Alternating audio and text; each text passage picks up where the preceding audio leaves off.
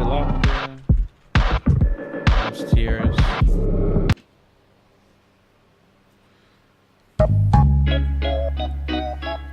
Yes, sir. Laughter comes tears.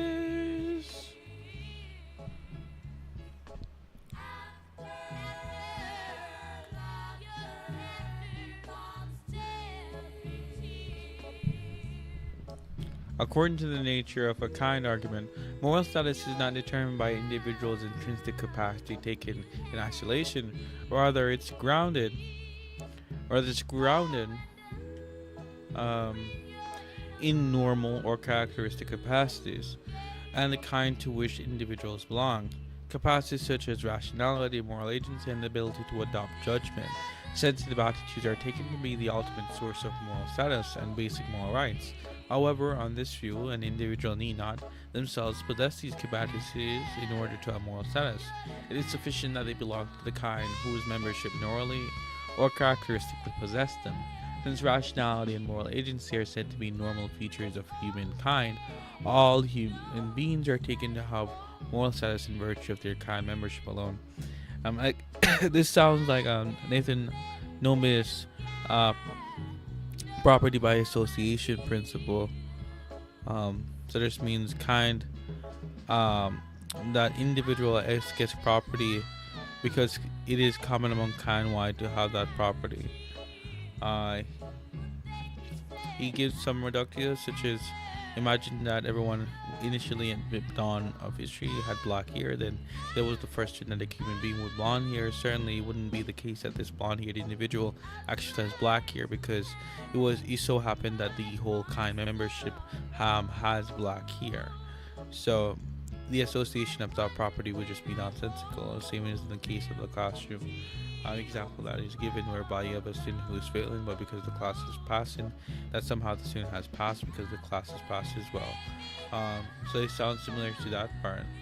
Okay, this strategy is explicitly designed to accommodate marginal case humans, such as infants and severely cognitively disabled individuals. Although these individuals lack the capacity that are often cited as morally relevant, they are nonetheless members of a kind in which such capacities are standard. As a result, they are said to inherit moral status and basic moral rights by virtue of their membership in the humankind.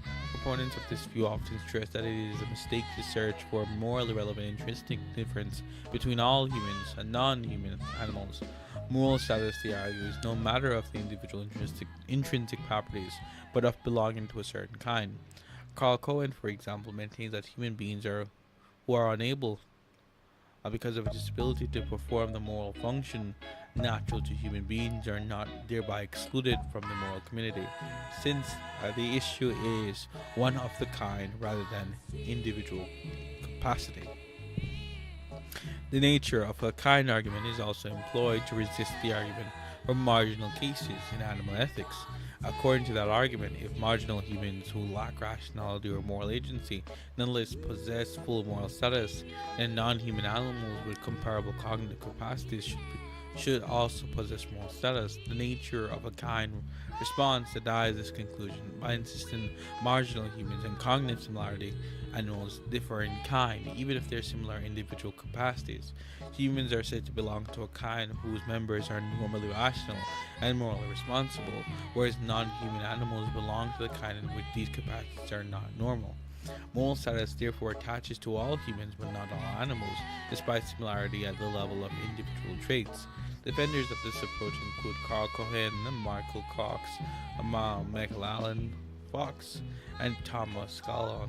Converge on the idea that moral status should not be assigned by evaluating individuals by according to their intrinsic properties. Instead, it's sufficient that certain morally relevant capacities are characteristics of the kind which individuals belong. This strategy is often presented as having an advantage of preserving human equality, while avoiding the implication that animals with advanced cognitive capacities are entitled to rights. If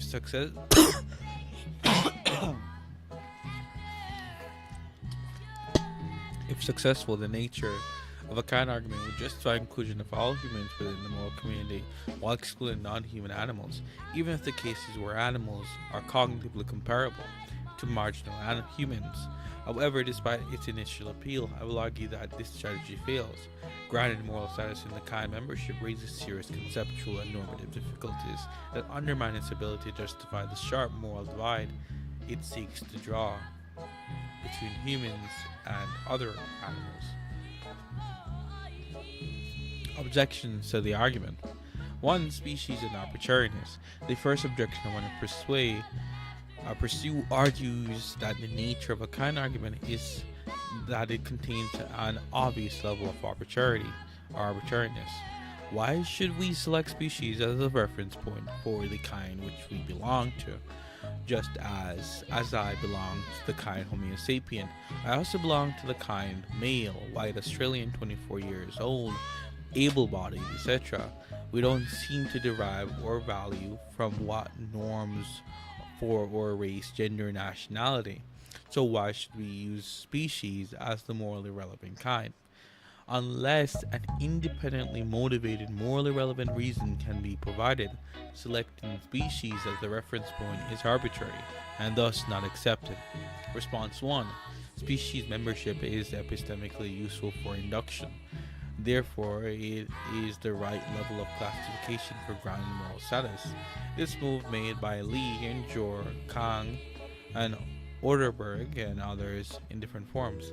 Species is a natural kind with predictive power. It tells us what capacities are normal, proper, and typical for individuals.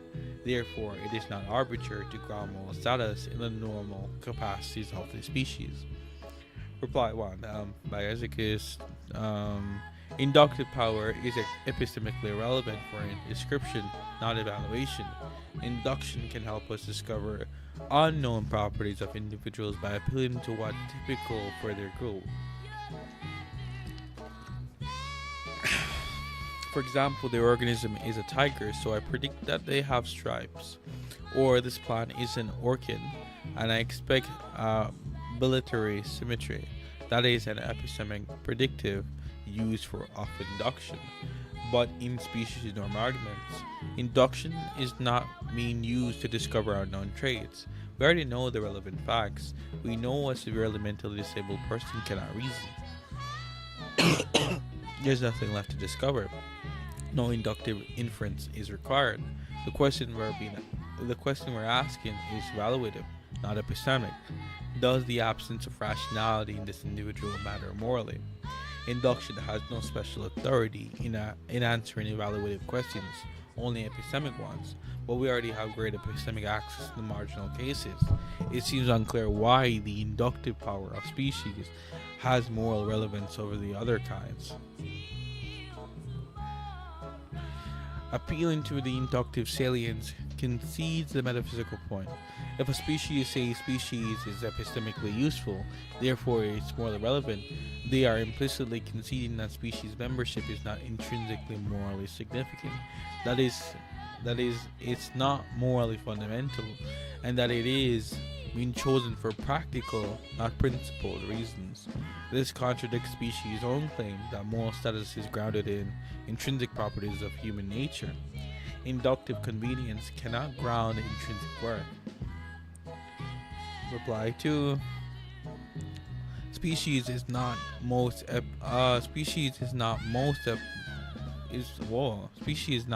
epistemically specific natural kind. Even if we need inductive category, species is very coarse-grained. Other natural kinds have more inductive specificity. Age category. A 3-month-old human is normally irrational. A fetus is normally irrational, so the age kind predicts absence of rational capacities.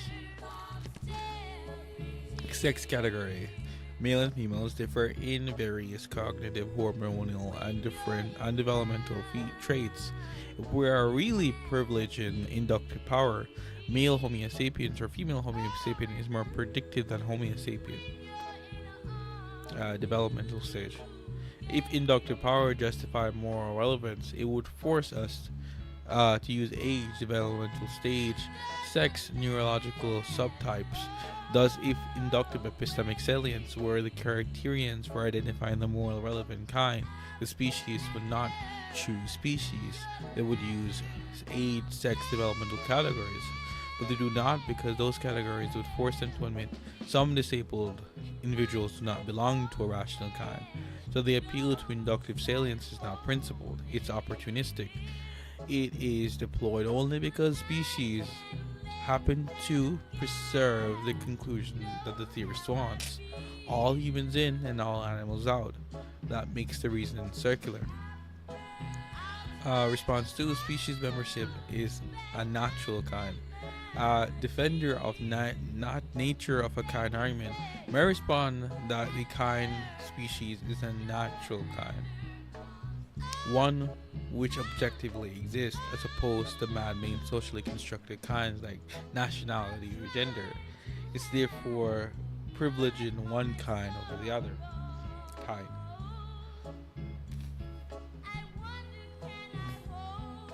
This relies on species essentialism or lack of explanatory depth. The move from species membership is morally relevant. Species is a natural kind and therefore morally relevant. Only works if natural kinds are understood in an essentialist way. Without essentialism, the move collapses. The nature of a kind argument needs the following thing to be true. Membership in a kind can ground normative properties in individual members independent of their actual traits. This is a very strong claim. It requires that kind membership itself does moral work. For that to be possible, the kind must be more than a convenience classificatory grouping. It must be something like metaphysically deep category, whose membership share something in virtue of which they count as members, and in virtue of which merit normative treatment.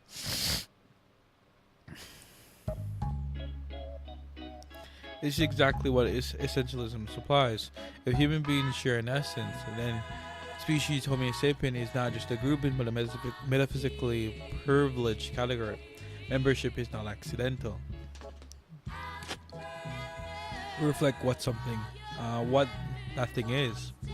That is, allow defenders to say that even if an individual lacks rationality, it has moral status because it's the kind of thing whose nature includes rationality. Without an essence, the inference is impossible. Why non-essentialist natural kind cannot do the work?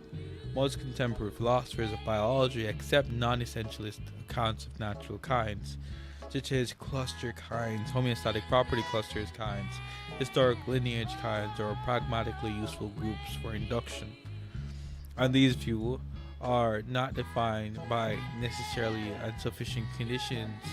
Membership is not grounded in sheer intrinsic nature. Kinds are often fuzzy, overlapping, and interest relative.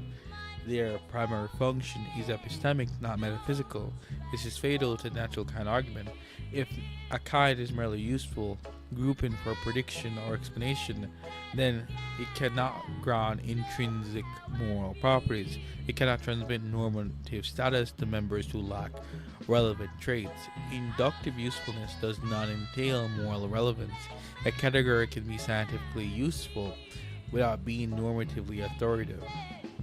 So when a defender says species is a natural kind, they must mean essentialist natural kind, whether they acknowledge it or not. Otherwise, appealing does nothing. However, species essentialism is false, so the response falls flat. Species is not the only kind, natural kind we belong to. Just as much as we are in the species Homo sapien, we're also belonging of the kingdom Animalia, and Phenium Chordata, the class of Mammalia, and infraclass of Euthuria. I hope I'm pronouncing that right. The kind of primitives, our primates, etc. According to the nature of kind argument, out of all these biological categories, we only use species as the ones for deriving moral status. This seems arbitrary.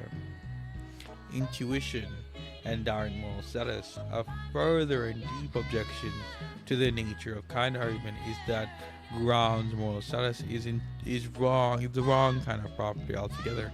In this view, marginal humans, such as infants and severely cognitively disabled individuals, possess moral status not in virtue of any intrinsic feature they themselves have, but in virtue of belonging to a kind whose members normally or characteristically possess relevant capacities such as rationality or moral agency. As a result, the moral importance of marginal humans becomes derivative of the capacities of other members of their species. Our reasons for thinking that it's wrong to torture or kill severely disabled humans ultimately appeal not to anything about that individual, but to the fact that other humans are rational. This is deeply unsatisfiable.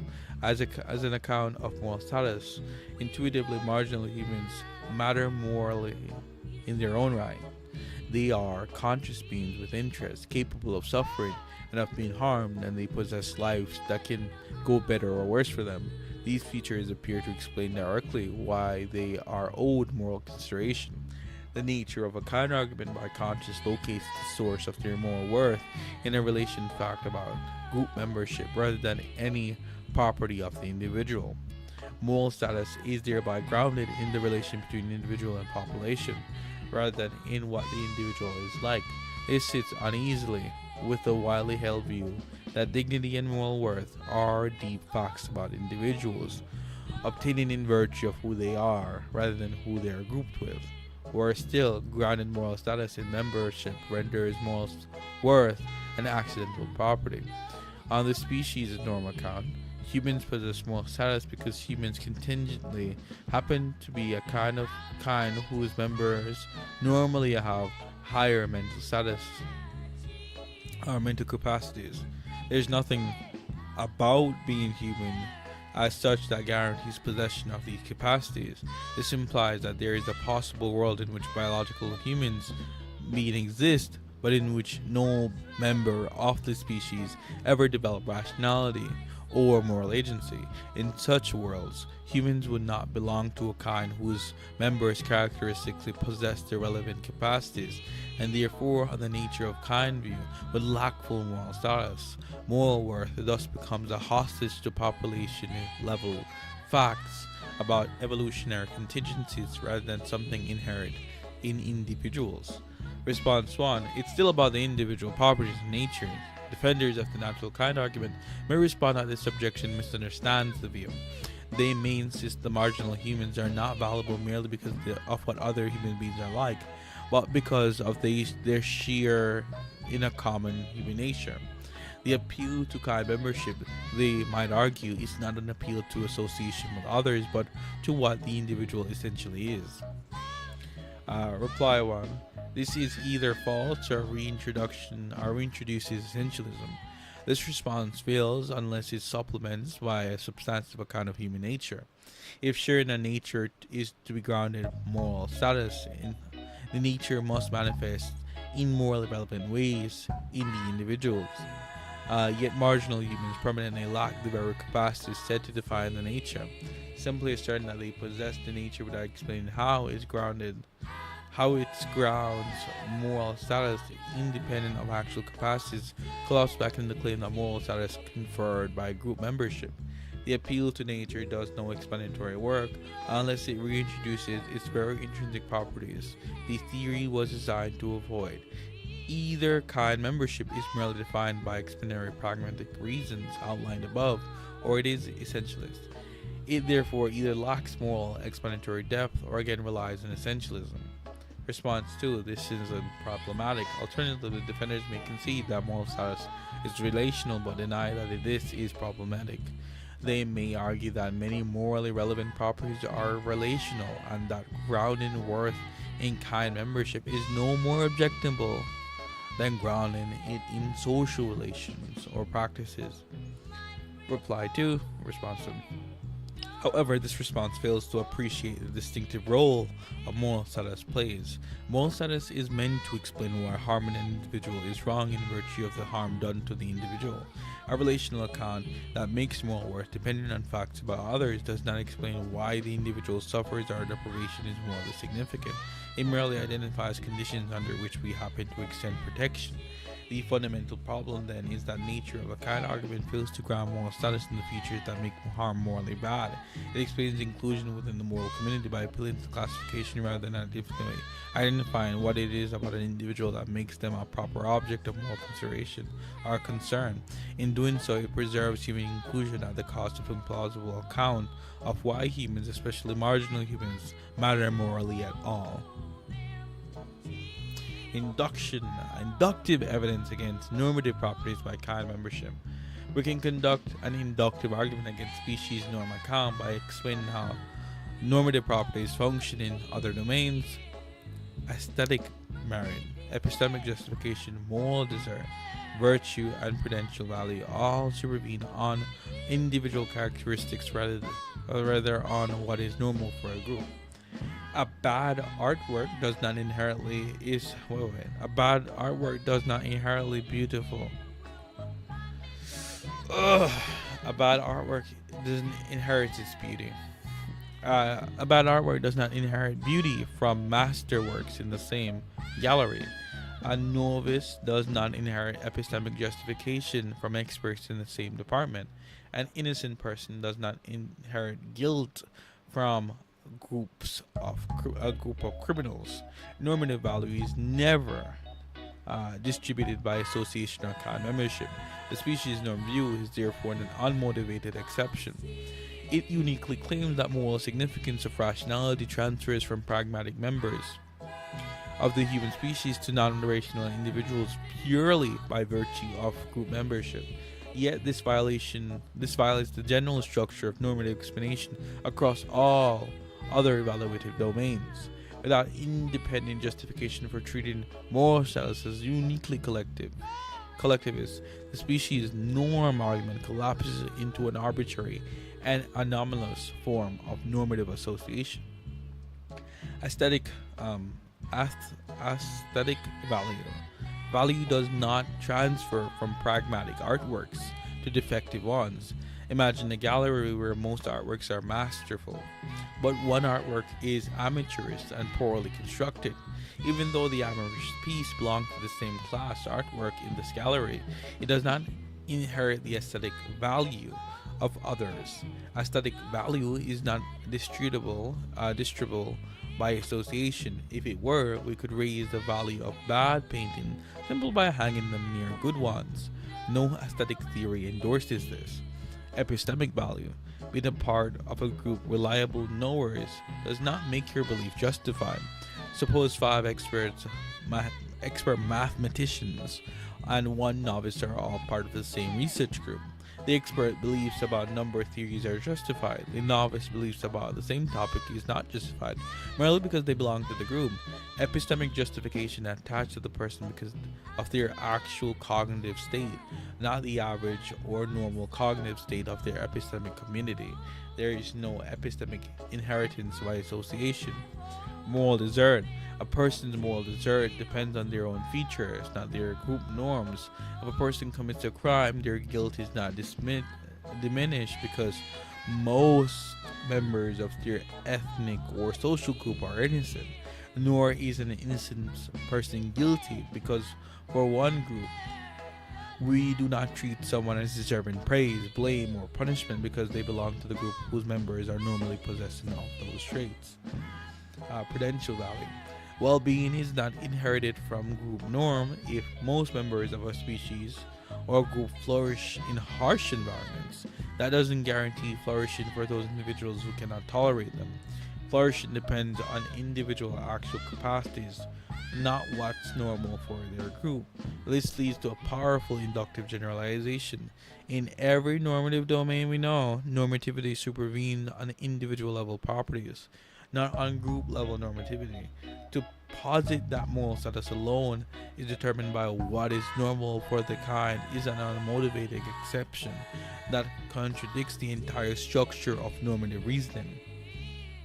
4 counterexamples. A major objection to the species norm or nature kind account is that it generates family of counterexamples in which moral status of individuals track the statistical or characteristic features of their group in a way that plainly, irrationally, or unjust.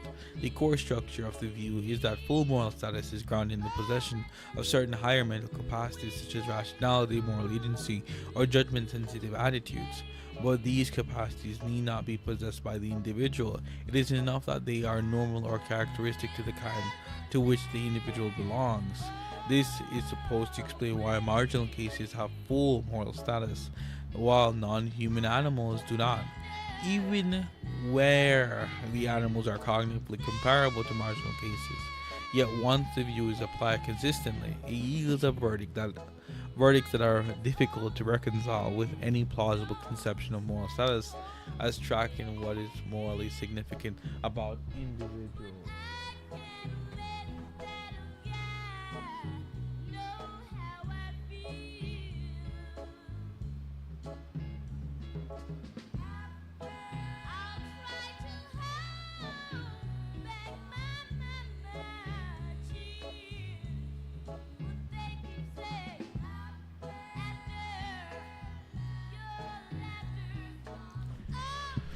Hmm.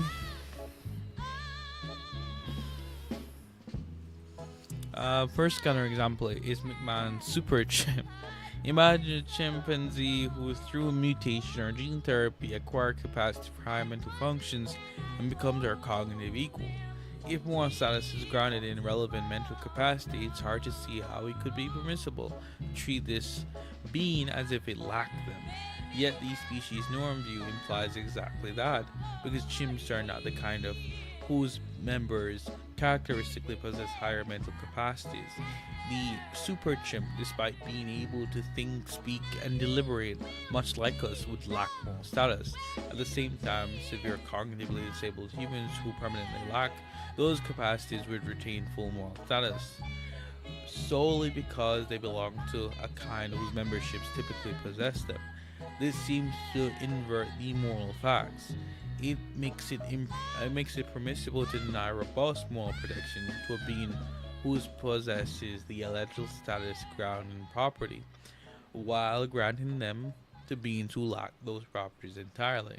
The implausibility becomes sharper once we notice a further feature. The moral status of the super chimp appears to depend on contingent facts about the population structure rather than on anything about the super chimp itself.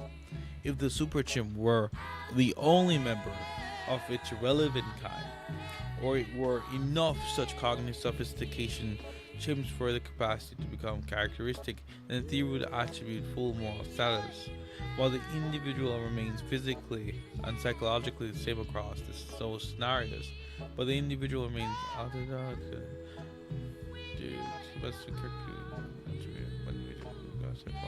a theory that makes the same individual gain or lose moral status depending on whether they are enough similar to being around with similar beings around has made moral worth an accidental or circumstantial sensitive property.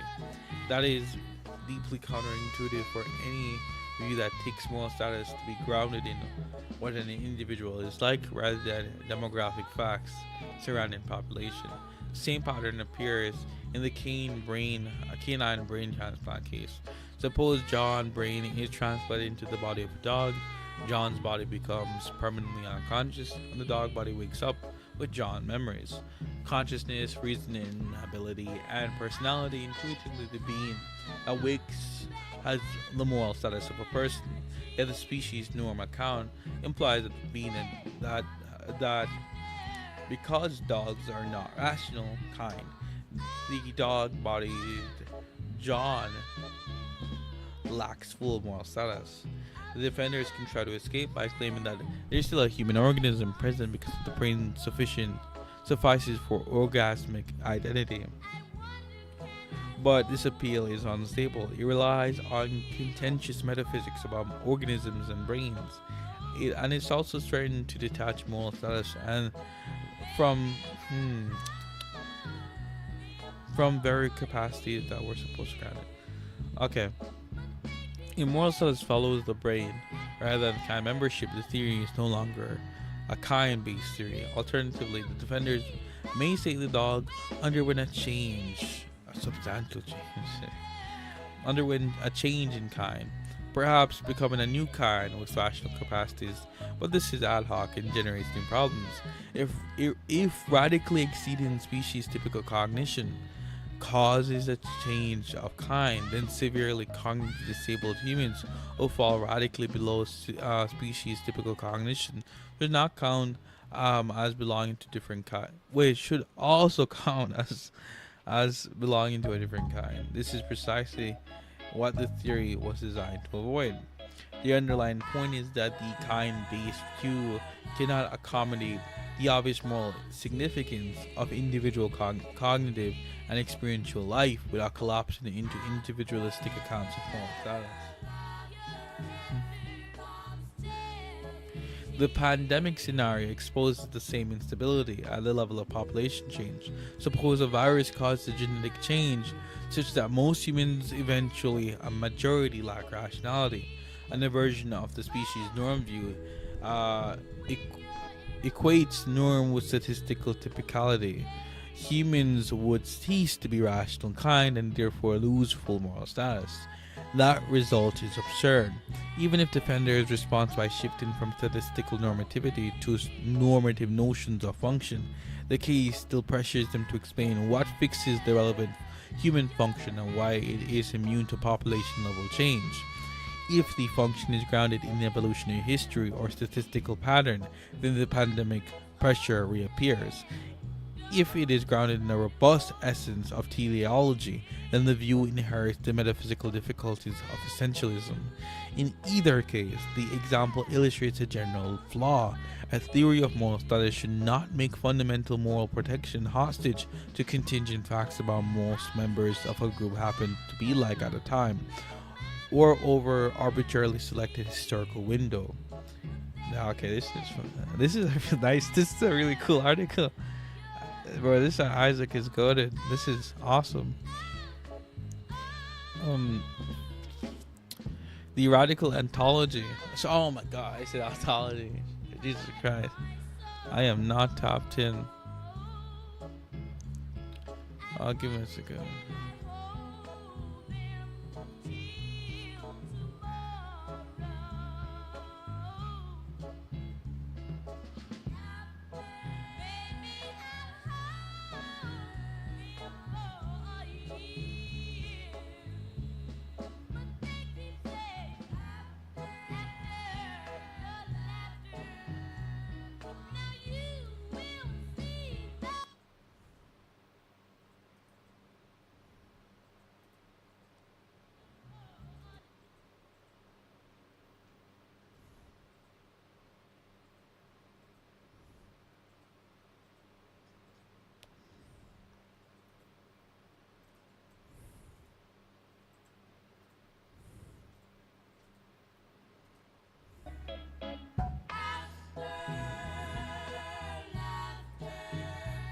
Comes tears.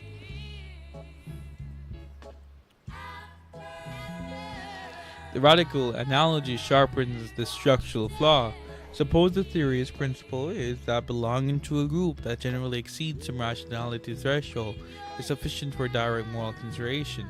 And belonging to a group that generally does not exceed it is insufficient.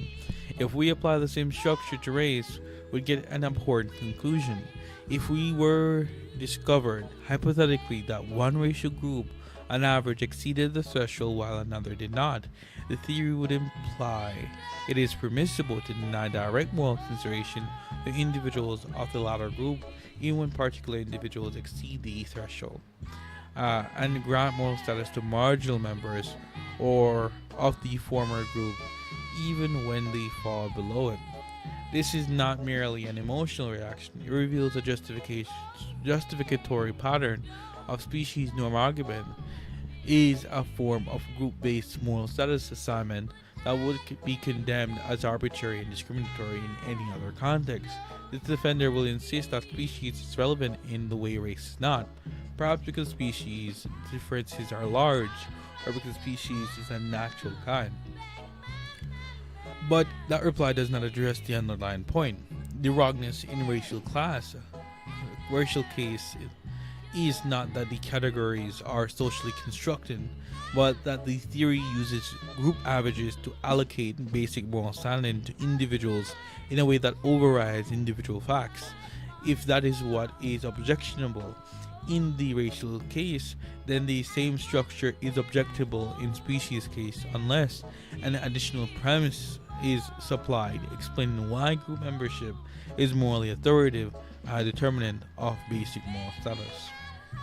Simply put, now differences in magnitude does not establish moral relevance, and pointing to natural kind at most provides epistemic explanation of why we classify and predict.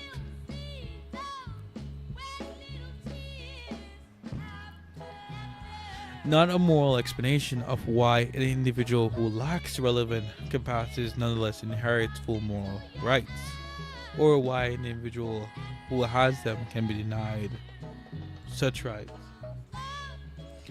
Taken together, these counterexamples reveal that species norm strategy produces moral status assignment that are sensitive to irrelevant facts about population composition, reference class selection, and group averages.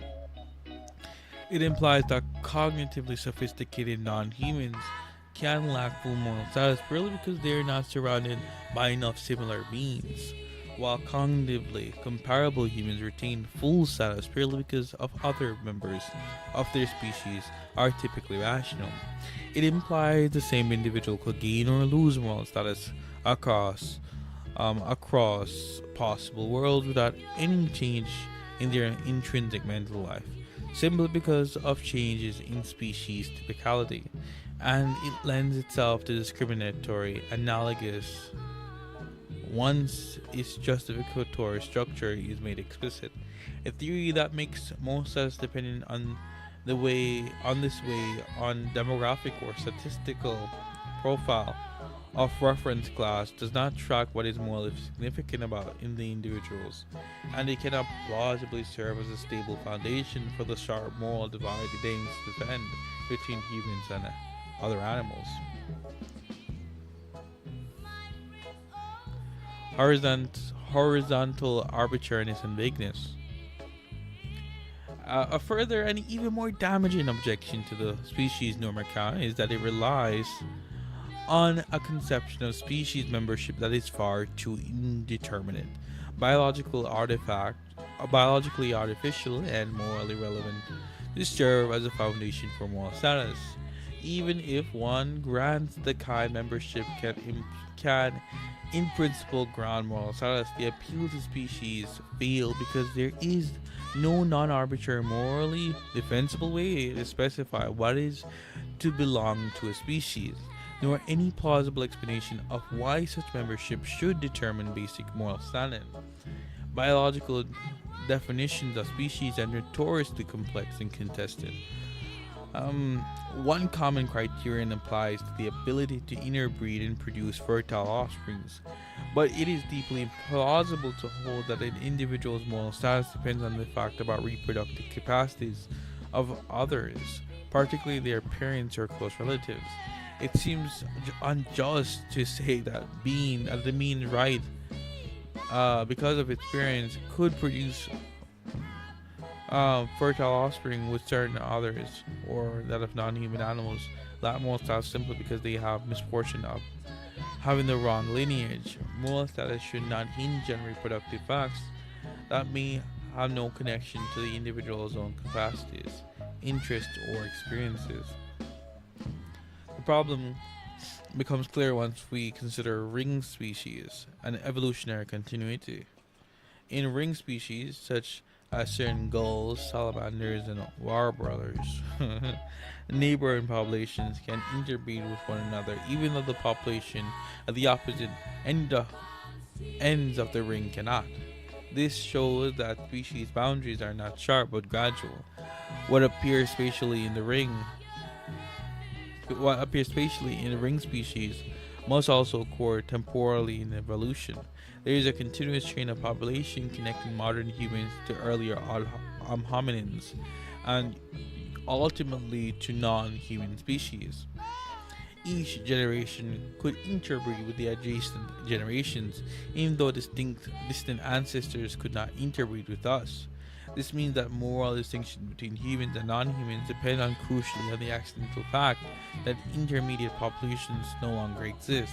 If those populations were still alive, the sharp moral boundary the species norm view relies on would dissolve. Moral status would then depend on the non-existence of certain individuals, which is plainly irrelevant to how existing individuals ought to be treated. Even if one tries to avoid this by appealing to not biological species but the folk's concept of human being, the problem only worsens. Folk concepts are vague, pattern based, and highly sensitive to superficial cues. There is no reason to think they track morally relevant distinctions any better than taxonomies. Moreover, such concepts inevitably admit of a borderline cases. Human animal hybrids, extinct hominins such as Neanderthals, and genetically engineered or chimeric beings all pose severe difficulties for the view. If a human chimpanzee hybrid were born, if Neanderthals still existed, it's unclear whether they would count as members of the morally privileged kind. Any attempt to draw a sharp boundary would again be arbitrary, assigning radically different moral statuses to beings who differ only marginally in intrinsic properties. The possibilities the possibilities of chimeras and genetic modification further undermines the view. Individuals can contain varying portions of human and non-human cells with no principal cutoff point at which they suddenly acquire or lose full moral status. Science cannot provide a precise criterion here, because the problem is not empirical, but conceptual. It mirrors other forms of morally indefensible boundary drawings, such as those encountered in sexism or racism when faced with intersex individuals or people mix ancestry. In all cases, the attempt to base moral status on membership in a vaguely defined group leads to arbitrary and unjust distinctions. Taken together, these considerations show that species norm amount depends on drawing sharp moral lines in places where nature provides only gradual transitions and fuzzy boundaries. It makes momentous differences in moral status hinge on arbitrary taxonomic decisions, reproductive contingencies, or the accidental disappearance of immediate form. A theory that assigns full moral status on one side of such boundary and denies it on the other, despite negligible intrinsic differences between individuals, fails to respect the moral intuition that status should track what beings are like, not how neatly they fit into imprecise classificatory schemes. But don't.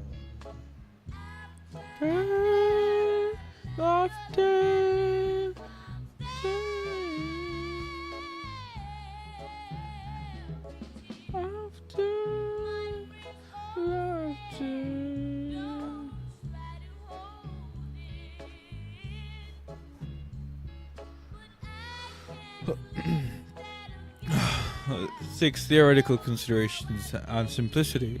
A further and independent objection to the species norm account arises from general theoretical virtues such as simplicity, parsimony, explanatory depth, and overall theoretical elegance.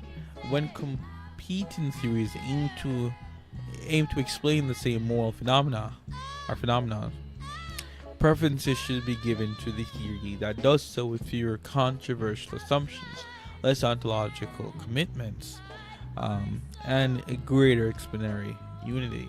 On these grounds, saintism is superior to the species norm view. To begin with, simplicity and parsimony, the species norm account is theoretically costly. In order to ground moral status in kind membership rather than individual properties, it must rely on a robust metaphysical framework involving nature, kind, species membership, and in practice, some form of species essentialism or teleology. As we have seen, the appeal to natural kind does not require moral work unless kinds are understood as metaphysically privileged entities unified by shared essences or functions. This commits the theory to highly controversial claims in the philosophy of biology and metaphysics.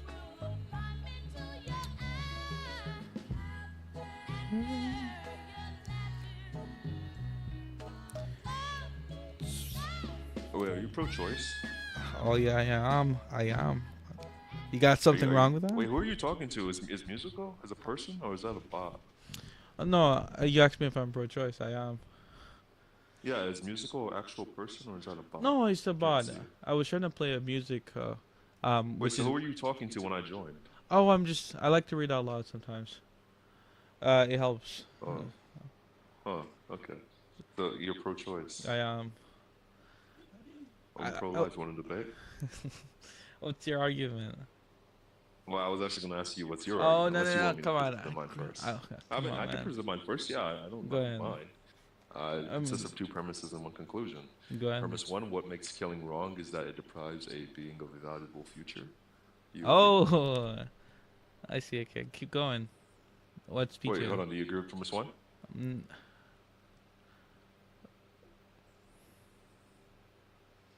I mean, I'm okay Or with would you it. like for me to repeat it? I I mean, can repeat it. I know what I don't you're. want you to sign up for anything that you No, don't I know want what to. you're. I'm not a You're using rapist. Don Marquise's like future like horrors argument, Oh, yeah. It's but like, oh my God, you're a super nerd, big brain. You got Mr. Big no, Brain over here. stop.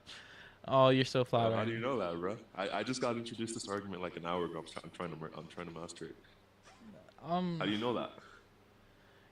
well, the reason why I'm not necessarily, uh, I don't really get what the. Like, it depends on what you're grounded in future like horrors on, because some people use animalism, which I disagree with. Which is so just nonsensical to me. Some use counterfactual comparative account of harm to do that, which I just reject that Wait, hold on. kind That's of above harm. my pay grade. I'm still new to the philosophy scene. I'm still trying to get Bro, my I name. can I'm still trying to listen, get some buddy. I can knowledge. check But your friend group. You're friends with well, Boris. You're friends with Moxie. You're friends with Vale, bro, and just, I know. Yes, I know them, but doesn't mean I'm as well read as them. Like I just had previous encounters and sent request. sure, buddy. Moxie is he's decent. I don't agree with him. The only smart person I had added is biconditional. She's the only person who's pretty smart. Isn't by condition? Out of Isn't wait? Never Nini. mind. Oh yeah. So you're nah, bro. I can see your prejudice. You're in multiple debate servers. I debate falsely in game. Bro, I'm decent. And I'm being humble right now because usually I would be talking shit. I'm decent. Okay. But the fact that you knew exactly what argument this is before I even presented it says a lot. Nah, it doesn't. Anyway. It's the most It common does because most pro-life people, argument. most. Oh, really? No, Okay, it's so not the perhaps most I need common. to No, get no, it's one not. a bit Wait, it's lower. not the most common. It's just the. I think it's one of the best arguments for pro-life. Yeah, I swear to God, I literally asked ChatGPT. I was like, what are the best arguments for life? And then this shit was at the top. I was like, all right, fuck it. Okay. I mean, Okay, then let me run it and you just go ahead. critique it. Or you tell me your problem with it. I mean, All right, so premise one. come on, man. I'm still figuring it out. I have some critiques, but they're not well established. I haven't read too much. Bro, I'm not well established either. Well, this is literally the perfect matchup. Let's make this happen. All right, go ahead, bro. Premise one: what makes killing wrong is that it deprives a being of a valuable future. You would agree, I'm assuming, right? I like for people to agree before I move forward. I don't like to just keep talking and then they don't agree. The problem, like when you say valuable future, I don't really know what that means. Render that out for me. Valuable future, that is a strong word. Just remove the value of aspect. You know, ChatGPT sometimes just adds unnecessary thing. Let's just say killing is wrong because it deprives someone of their future.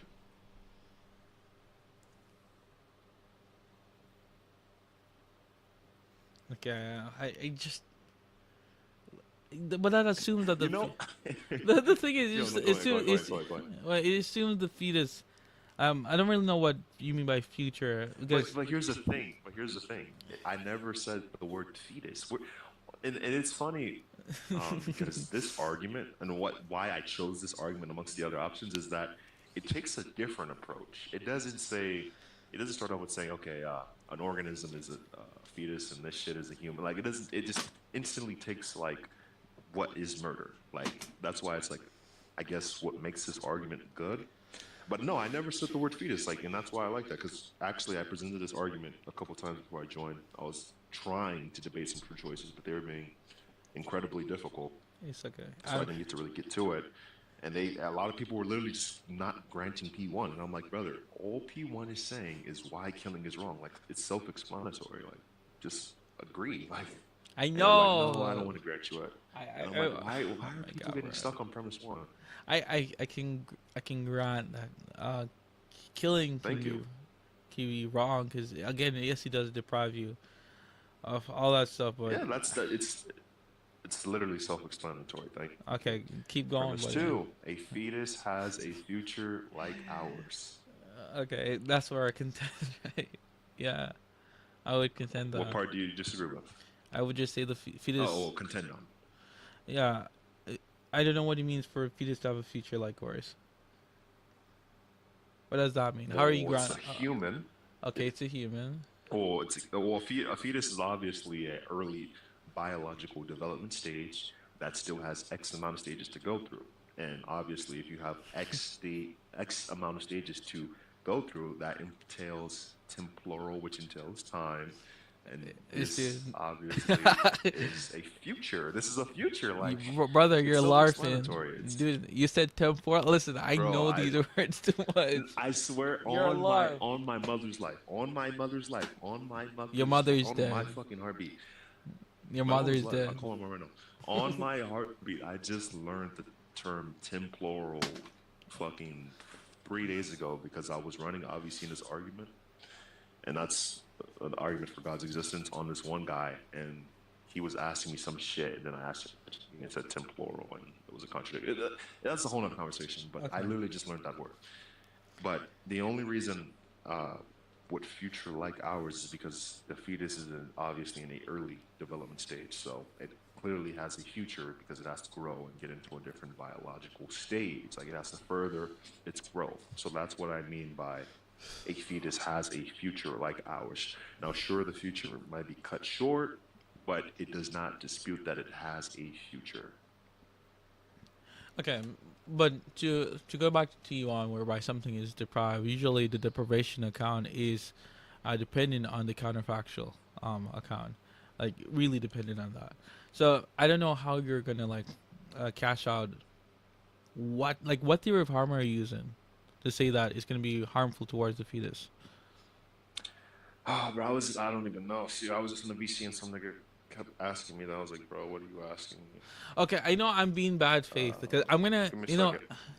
I'm No, gonna. no, I need to figure that out because you're the second person to ask me that. I don't know what you're asking, like when No, you I'm say that, no, because I don't know any theories of harms. no, I'm being bad faith. Let's Very see. too bad faith. Okay. Theory of harm. Hmm. Nah, bro, Also, I need a you're clarification such a on this one. lark, bro. You're a smurf right now. I can, No, I'm serious, bro. dude. I'm for real. Give me a second. I'm trying to figure that out. Give me a second. Because it also has these words I don't even fucking know what it Oh my means. bad. I don't like. Okay, my bad. I'm using. Sorry. I should stick to label. Like, and my bad. That's my fault. Um. Um. I mean, why do you think that theory? Like, why do you think that argument is like convincing? What persuades you? Wait, hold on. Give me a second. I'm asking some questions.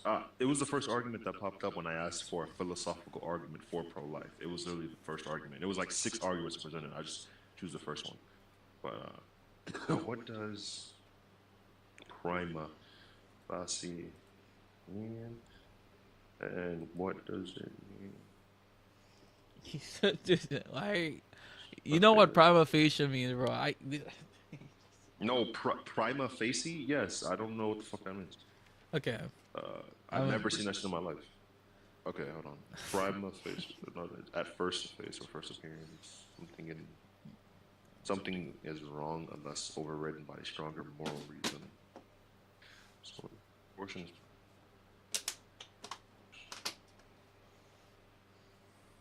So I guess for the sake of this argument, Marquise or whatever, he's not saying that it's wrong in every circumstance. However, he's saying it can never be justified.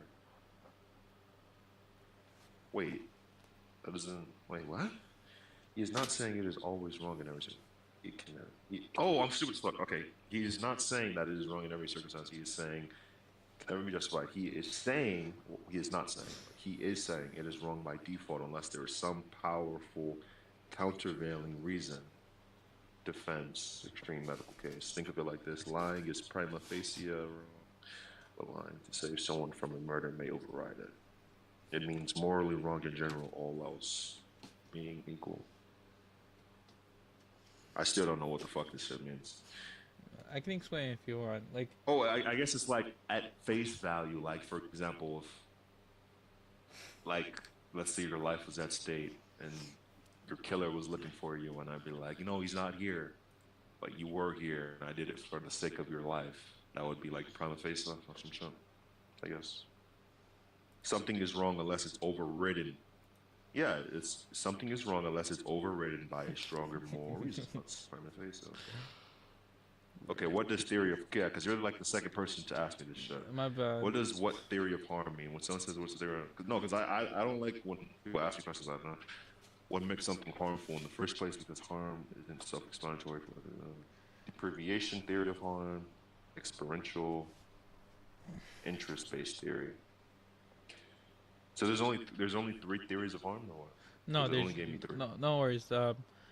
Actually, you can categorize theories of harm under 3 distinctions. That's just really popular. Usually you have non-comparative, temporal comparative, and like we said, counter comparative account. What's it called again? The counterfactual comparative account. Like those are like 3 categories which you can put theories of harm under, but there's multiple theories of harm. Like you have the causal account, you have the negative influence and well-being account by Jen Johnson.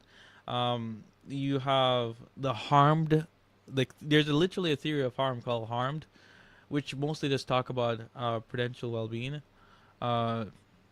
You have dignitarian. Okay, I'm reading the definition of it. I think I found which one I'm gonna hold to. But Okay. Hold on, let me read this other one.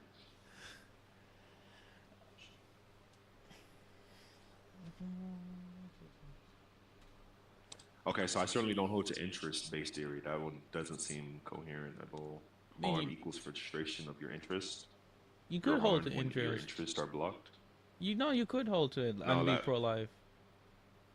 Yeah, no, I just don't agree with this theory. Like, Oh, what it's okay. telling me, but it doesn't make any sense. Okay, that's fine. Then there's Wait, experiential harm theory. why doesn't the interest, like, why wouldn't that convince you? Why aren't you convinced? You're harmed when your interests are blocked. So if you have an interest in, wanting to be a movie star, but something comes in the way of that, I mean, sure, it's harmful, but I wouldn't even say that's harmful. I would just say it's unfortunate, but I wouldn't go as far as to say I was harmed. Like, it's just not what I would consider harm to truly be. I would agree with experiential harm theory, which is if you don't experience anything bad, you aren't harmed. Really? Like if someone kills you in your sleep, was that truly harmful? I would say, no, I would still say that was harmful. But I would go with the one that Marquise used, which is the deprivation theory of harm, which is harm is being deprived of a valuable future. You are harmed when you lose something good you would otherwise have had. If someone kills you, the harm is not just pain, it's the loss of your entire future. So yeah, I would go with deprivation theory of harm. For the sake of this conversation. Okay. Yes. Deprivation. That one seems to be sound.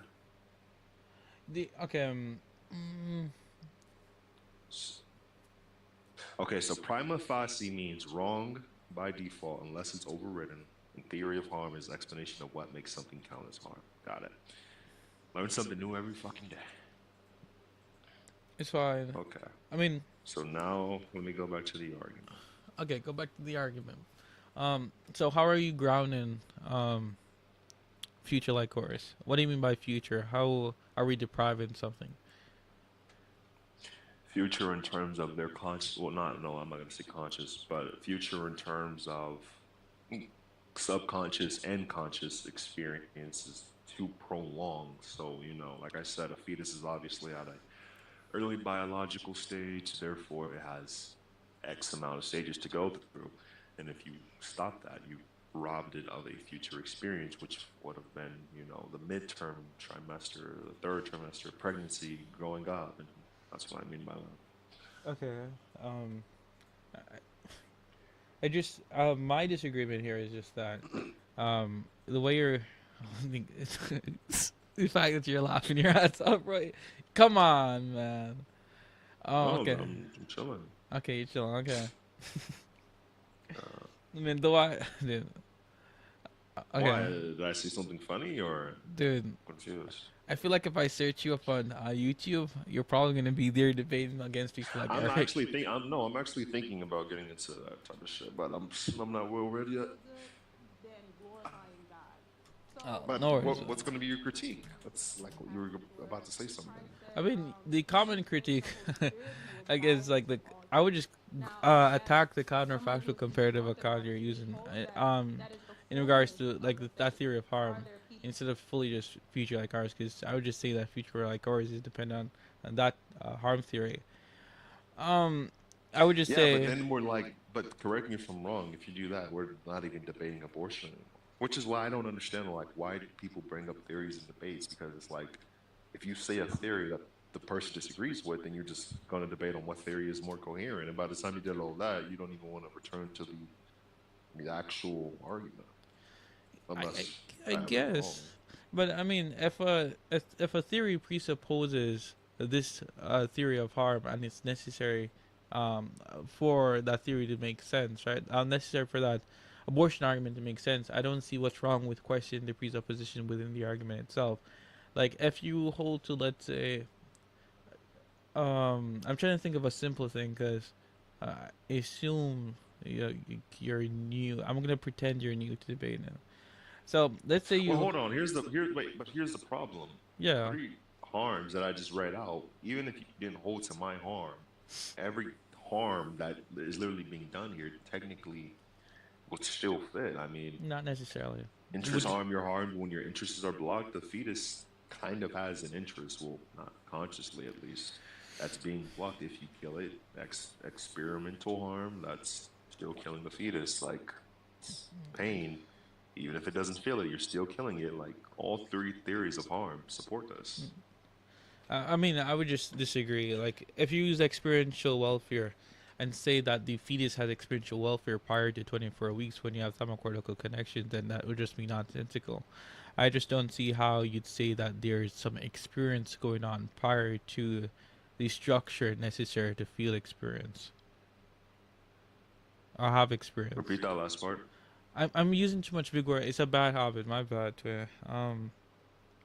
Like you like eggplants don't really feel pain because they don't like have a nervous system or like a brain or like a brain If or something something. doesn't feel pain, is it okay to kill it? I'm not saying that. I'm just saying that if you're gonna use like Okay. experiential welfare and apply that to the fetus, because you're saying all these theories of harm apply to the fetus, but most of the theories of harm you just said presuppose that the subject there needs to be a minded subject. Okay, well, yeah, I'll just go with the one that I was going with, which which was the deprivation theory of harm. Yeah, but if we're So, going, what's going to be your critique with that? I mean, I would just use, I'm doing that. I need to simplify how I speak to people who are I assumedly new, or else I'll just be lost in the sauce. Do you know who Bailey is? Bailey? No. Uh, Bailey made a paper called The Metaphysics of Harm, whereby he tries to go out and see how do you get a good theory of harm, like what's the things that a theory of harm needs to mean. And one of them was existential adequacy. Does a theory of harm over generate or under generate harm? And he can like index like to intuition of some sort, but it's not necessarily intuition.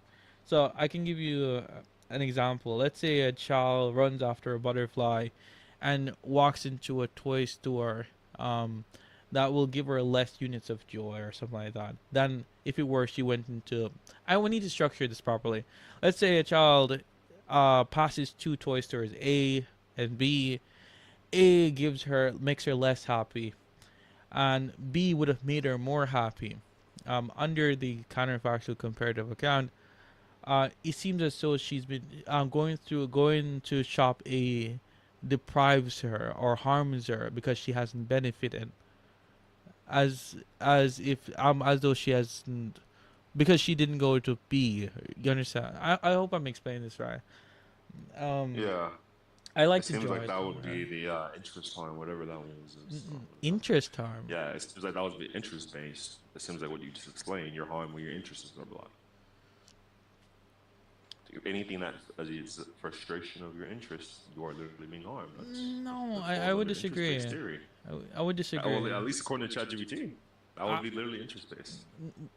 you know, I should invite the bot really quick. There's a bot in the server where like it assesses all the blunders, concessions the other party makes. So I can, if I do confuse everything, I can look over and get better. Damn, I was looking for. Damn. So we are about to debate theories. Yeah, Okay. that's So dumb. so one of the problems with CCA is that benefits some lack not benefiting seems to be a harm under the view, which is like it over generates. I'm not gonna go into a mission or anything like that. So the reason why it doesn't really, in my opinion, applies to the interest account is like you do not need to know that something is occurring to be harmed under like the deprivation or CCA, which is like you can imagine that Robin bought, this is an actual example, Robin bought Batman some golfing sticks or whatever, and he didn't get the best ones. Seemingly he harmed Batman by giving him lesser quality golf clubs relative to getting better quality golf clubs. Even if, oh, a better example is like you got Robin a gift, um, but you never like you got a gift, but you never give it to Robin. But this gift would make Robin feel better or whatever it is, but not giving him deprives him of benefiting, which would be harmful under CCA because he's deprived um, in regards to the counterfactual comparative. And just, I'm not good at explaining stuff. That's why I don't Like I said, debate. I'm new to all of this, so I'm I know you're LARPing, buddy. I know that someone with your list of friends, like Boris, don't aren't newbies. Uh, so I'm confused why you're smurfing right now.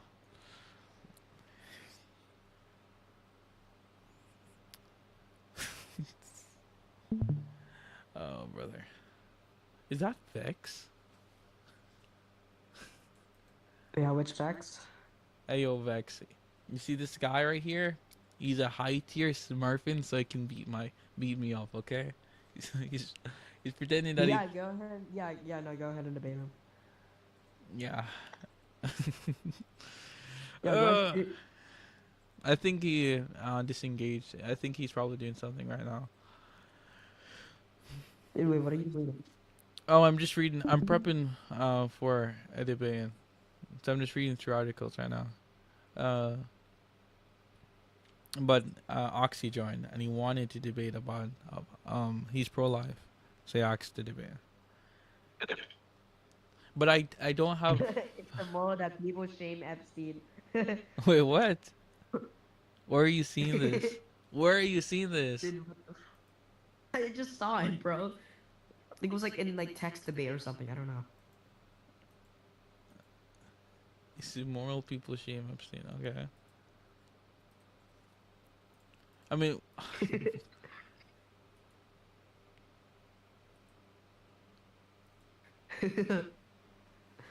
I think that's like based. okay. Damn, Vex. What's your argument for pro-choice or pro-life right now? Yeah, I just know it's a rational nature. Go ahead. Rational nature? Yeah, I'm just gonna know it's a rational nature. Expand on what you mean. Yeah, but you don't know what rational nature is. Yeah, I'm just gonna act ignorant. Give me a second. I can make the bot leave. Go ahead. What's rational nature? When you're ignorant, wait, it's gonna be bad faith. Not really. I just just want- think about it, bro. No, I just want you to render out the terms you're gonna use. bro. Are y'all like egoing me? No, we didn't hear. What's going No, on? we did. I did not Bro, hear I you was literally speaking. screaming like, Wait, oh, like, what? you guys not hear me talking? That's Wait, crazy. Vex, was he talking? I'm talking now, yeah. You're Huh? talking now. I swear to God, we could not hear you. I Okay. can't. Well, Wait, I well, can't hear well. Vex either. I'll join. Rejoin. My bad. Gator. Oh, I can hear you guys now. My thing is buggy. Sorry. Sorry, my guy. Sorry. What were you saying? I feel so bad. Are you okay? Sorry.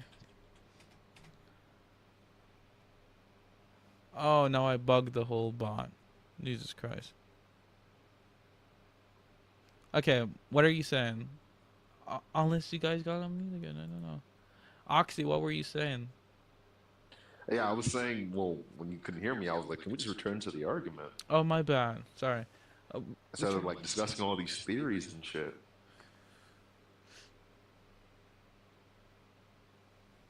Okay, Oh I yeah, I mean, also asked you that. Like, who are you gonna debate? oh, I'm just gonna debate the owner of his.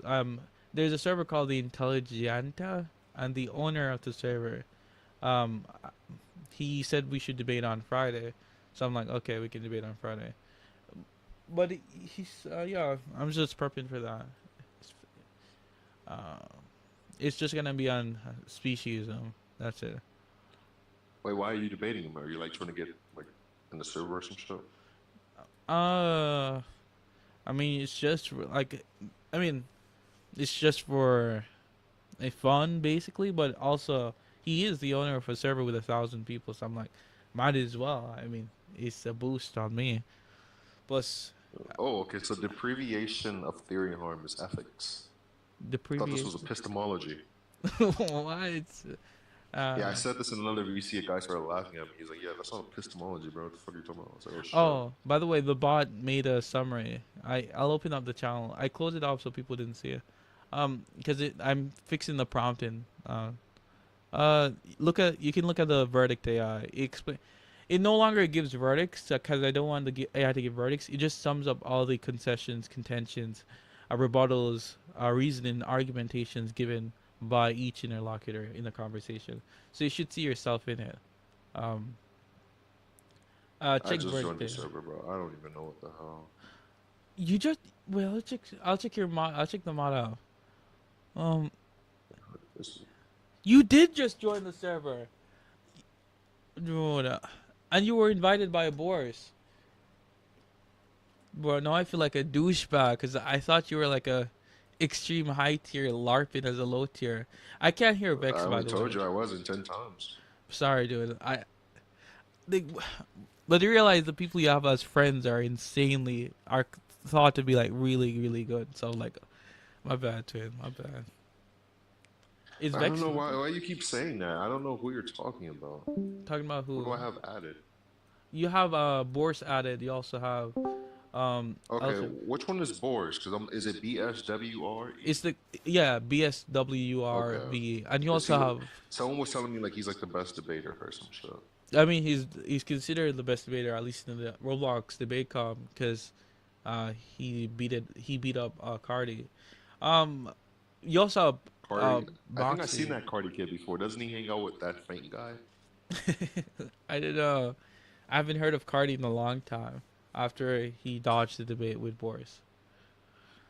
Oh, he dodged. Oh, so that's who. And I'm assuming this nigga, bro. I'm new to this debate shit. I be seeing niggas have that shit in their bio. They be like student of, and then they'll say, "Is that like a real thing? Like, do niggas really be having students for Oh shit? yeah, That's crazy. they do, they do. That's like that's so crazy. What do you mean crazy? I think So you probably have I'm students. assuming Boris has students then, right?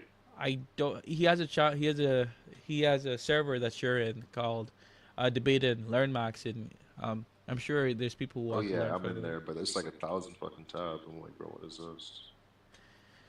You also in string, bro. Okay, I can't. I feel like you're lying to me, but I don't know. Okay, so you wanted to go back to the argument? I'm confused. What you mean? If you don't want to, we can No, we debate can something go. No else. worries. I'm reading over this Okay, verdict yeah. AI too. So I'm doing some research with ChatGPT. I hold to what is this shit called? Deprivation theory of harm. So I don't know if you disagree with that, we're probably not gonna get nowhere. I take it because you just hold a completely different worldview. Oh, I would Which just. is if that is the case, then it's all right. I mean, the deprivation account isn't bad in my opinion. I guess it's applicable to, like, let's say I think it's It can apply to a lot of things. It's not necessarily bad. It's just The depreciation, according to GPT, the deprivation. Am I saying that right? Deprivation theory of harm is part of deprivation. normative ethics deprivation, Right. specifically theory of wrongness or harms. It tells us why killing is morally wrong, not just what morality is. It's about the content of moral judgments, what is right and wrong. So ethics, not meta ethics. And I was asking it, so is this ethics or meta ethics? So it was like, bro, this is ethics. I'm like, bro, there's meta ethics too. Like, how do niggas learn all this shit? It's pretty crazy. To be And what's honest, the difference between like ethics and morals? ethics and what? I think morals would land Morals. in ethics. Meta ethics is completely wrong. Yeah, morals would be ethics. Ethics is this is right and wrong, this is good and bad. Meta ethics would be what do right and wrong even mean. So I guess that's according to GPT, that's the distinction. Dude, Okay. God, I hate. Okay, this guy asked you King ChatGPT, bro. No, he's not asking ChatGPT. He just is educated on the topic, and he's pretending he's asking ChatGPT. Like, come on, man. I'm not Oh, stupid. bro. I don't know why you don't believe me, bro. That's crazy. Uh, gotta read like a big ass textbook on this shit. Dude, I'm so okay. Go ahead. Why do you say I'm not attacking the argument itself? Oh no, I'm asking. We should just go with the argument, just put this whole theory shit to the side. Why? But if your argument presupposes that Well, unless theory, you want to. If you do, I'm gonna have to use GPT to. Well, actually, how would you even critique my position? You would just have to say you don't hold to it, and then I would just be that. no, I Full just say credits I would just because no, I would just deny that your theory of harm is a good theory of harm. Uh, depending on like criteria is given by Bailey in the metaphysics of harm. Like, does your theory of harm is it existentially adequate? I Uh, would say so. Yes, harm is wrong if it does. What does this shit say? Let me read the disclaimer. This is harm is being deprived of a valuable future. You are harmed when you lose something good you would otherwise have had.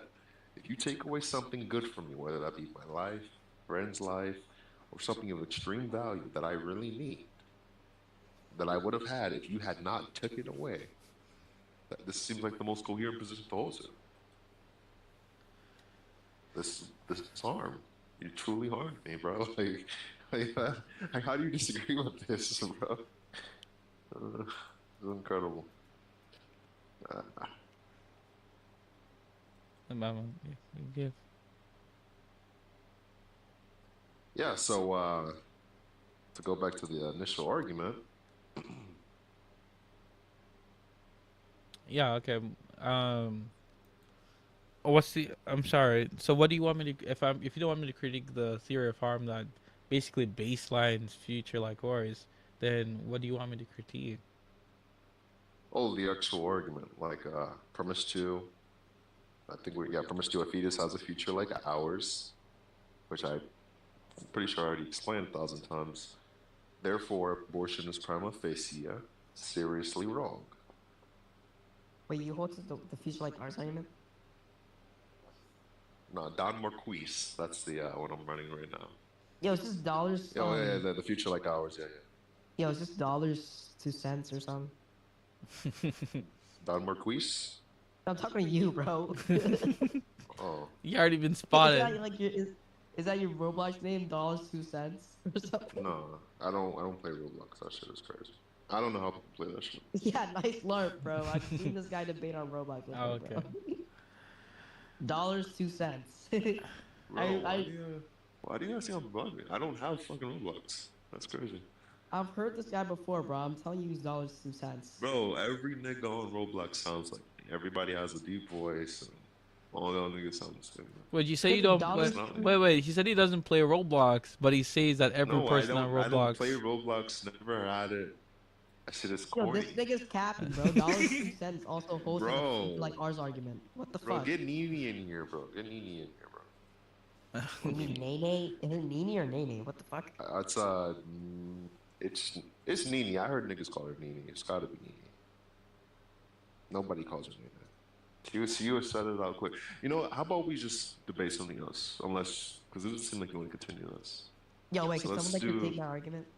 Critique what argument? You said what? Yeah, What can someone argument? critique my pro-life argument? Go ahead, Oxy. What's your argument?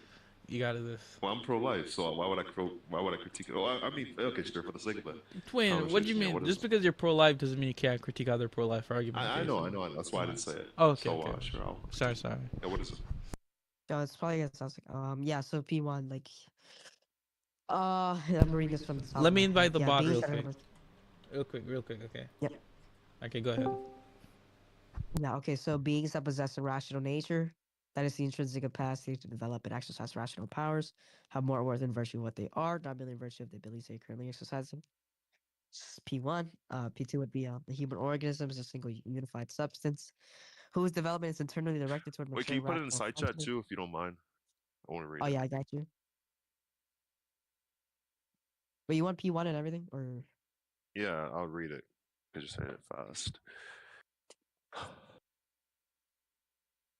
shut up? I don't think it's gonna fit because like last time I tried putting it in chat and like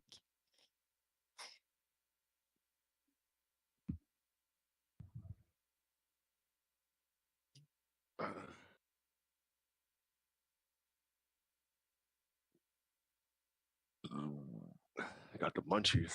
The hummies.